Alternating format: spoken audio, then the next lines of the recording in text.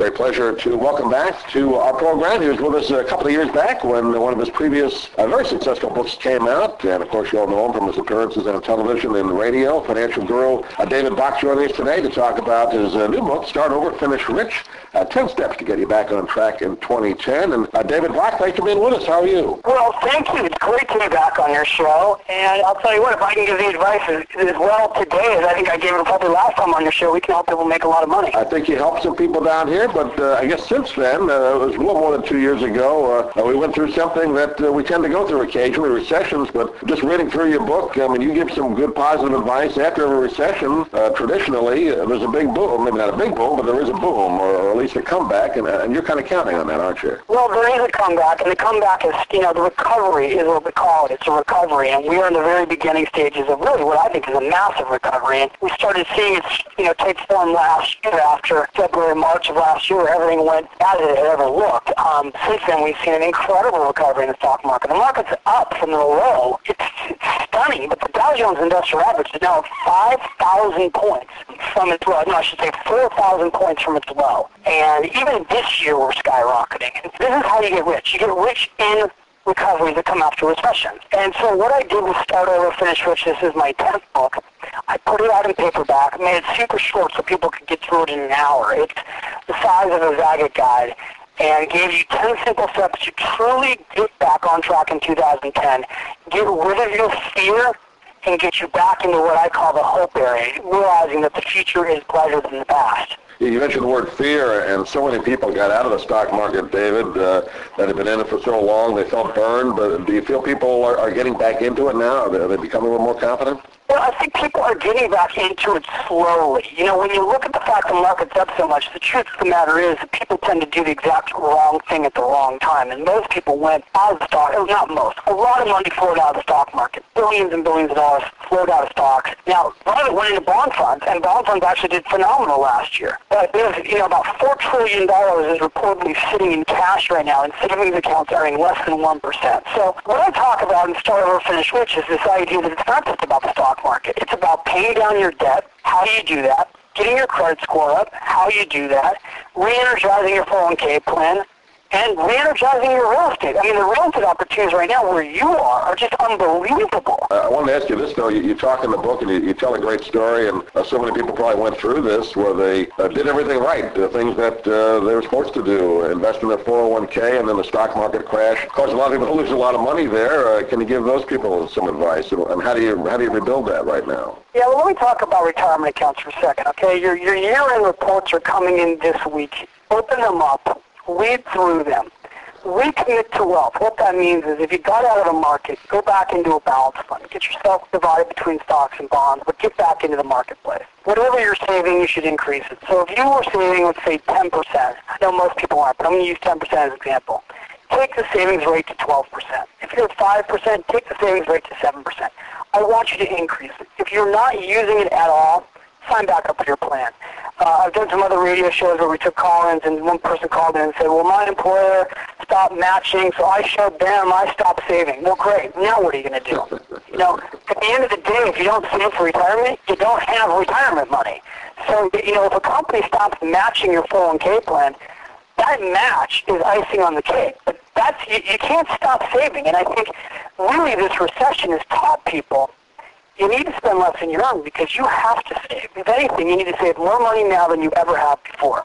Yeah, and especially with credit card debt, and you dedicate a whole chapter to that, and you hear these terrible stories of people with thousands of dollars in credit card debt because they're paying, $20 a month or whatever the minimum is, and your interest keeps multiplying by 20% or 30%. That's the biggest thing I guess people have to get out of right now, that credit card debt. There are, and the secret to getting out of credit card debt is you just hit it on the head. It's all about the interest rate. And there are ways to get these interest rates down. And even one of the ways I talk about in Start Over, Finish Rich is actually how to work with nonprofit consumer counseling groups, how to find one that you can trust.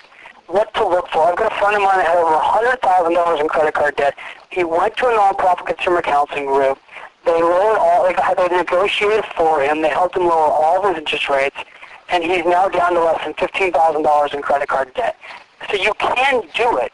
The key is it's the interest rate. If your interest rates are too high, you'll never get out of credit card debt. Are you optimistic, David, with maybe the younger generation, 20, maybe 30-year-olds? Are they getting this right now? I mean, they've kind of been brought up in an even different area than I was, and I'm not that much older than them as far as the value of money. Do you think they're getting it? You know, I'm telling you very honestly, I think I'm more optimistic about young people in this country because young people have learned really the valuable lesson from their parents. They're seeing their parents don't have enough money for retirement. You know, this idea that you were going to retire at 60, well, now they're seeing their parents work at 70 and 75 and not have enough money and be worried about healthcare costs. So what is really, I see happening, is younger people are investing more than ever before and are more knowledgeable. We have younger readers than we've ever had. Start Over, Finish Rich. You wouldn't think people in their 20s would be reading this book, and in fact, we're getting college students now reading Start Over, Finish Rich, and in some cases their parents bought it for them, but I'm on Facebook, so we get a lot of young people on Facebook, and people go to facebook.com/David Bach. They can join our community.